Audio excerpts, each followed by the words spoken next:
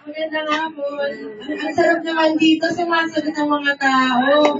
Noon po, kailangan pang okay pa ba kayo? Ngayon, ito automatic sila sumasagot. Pwedeng ulitin, magandang hapon! Ang sarap naman. Una po sa lahat, gusto ko munang magpasalamat sa ating pong napakabait na kapitan. Kahit po wala siya dito, si Kapitan Sargent, nandito naman po ang kanyang may bahay.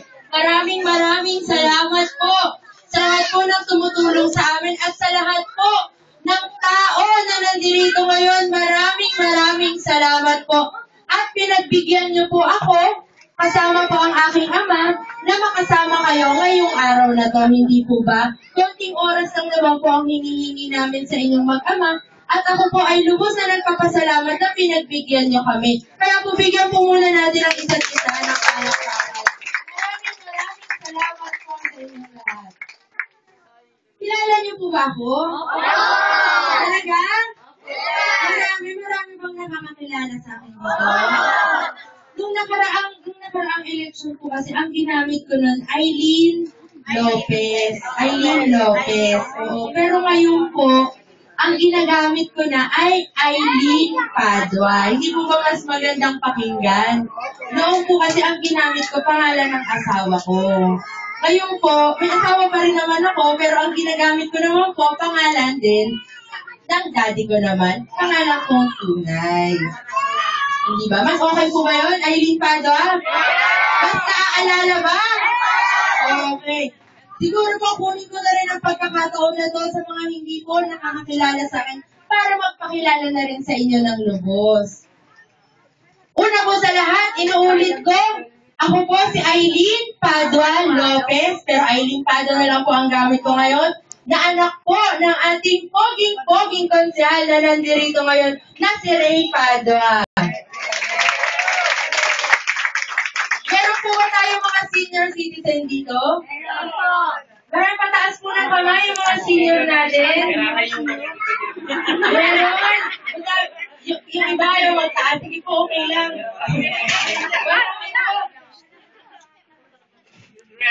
Okay. Tatanungin ko po yung mga senior dito. Lalo na po yung mga nanay ko.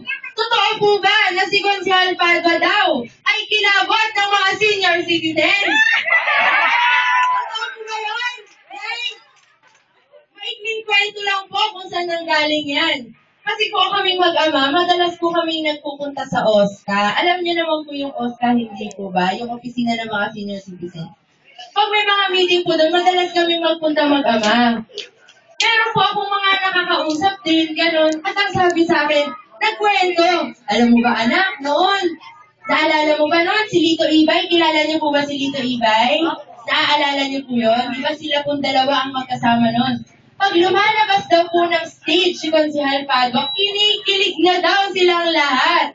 Dahil ang pogi-pogi daw mukhang artista. Totoo po ba yan? Okay. Pwede na. Di ba?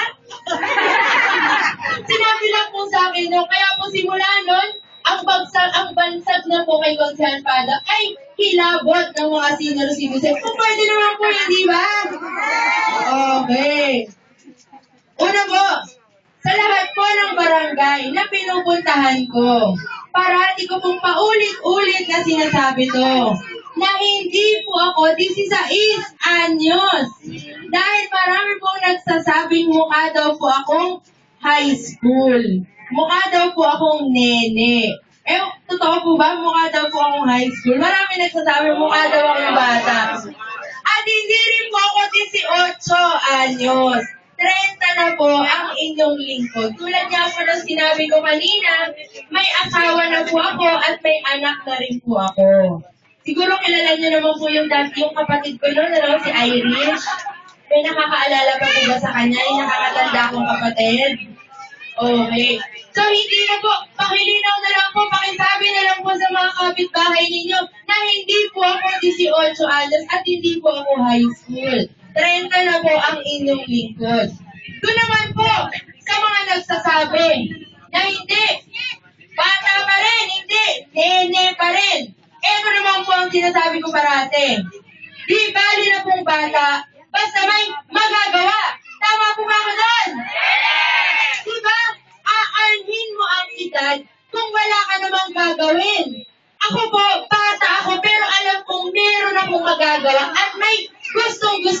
gawin. Tama po ba ako doon?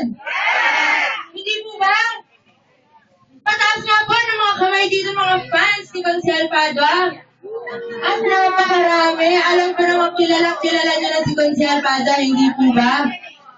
Masasabi nyo po ba sa akin at mapapatunayan nyo sa mga tao dito na hindi nakakakilala kay Consel Padua na si Consel Padua ay mabait? Mabait ba? Opo. Totoo po ba mabait? Si Consel Padua po ba ay masipag?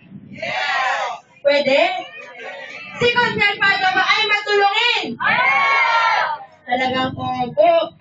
Si Consel Padua po ba ay madaling lapitan? Yes, si ate talaga yes. Kaya diba? Madali siyang lapitan, yun ang totoo. Ito naman po ang sasabihin ko, lalong-lalo na po doon sa mga talagang nagtitiwala kay Consel Ray Padua. Kung siya po ay mabait, mabait din naman po ako. Kung si Consel Padua po masipag, mas masipag po ako. Kung si Consel Padua po matulungin din ako. Kung si Consel Padua po madaling lapitan, mas madali po akong lapitan, mas bata po ako. Hindi kayo mahihiya sa akin. Tama po ba yan? Hindi ba?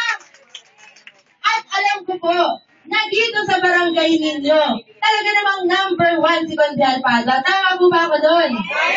Hindi lang yan dahil sa survey, dahil po yan sa resulta ng nakaraang eleksyon na alam ko pong marami ditong talaga namang nagtitiwala kay Consel Padua. Tama po ba ako doon?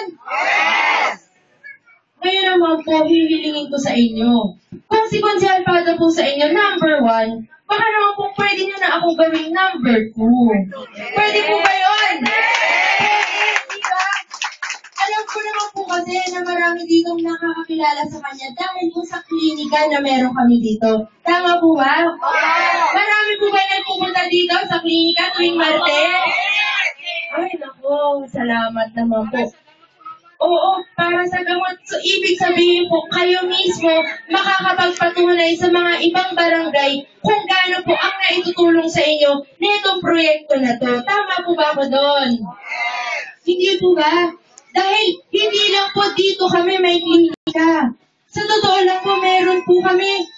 Kung 132 po, meron din kami sa 130, meron din po kami sa 134, at meron po kami 48 na klinika sa ating distrito na nagbibigay po ng pare-parehas na serbisyo na katulad na binibigay sa inyo, hindi po ba?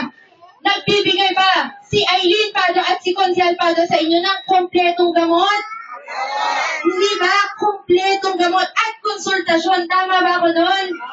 At hindi bang basta gamot, kung hindi maintenance po ang ibinibigay, kompletong maintenance. Tama po ba ako doon?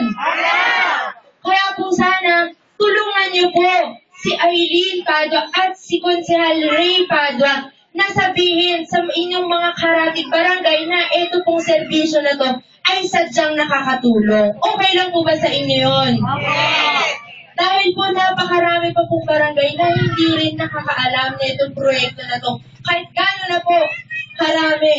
At sana po pala si Kapitan! Salamat po!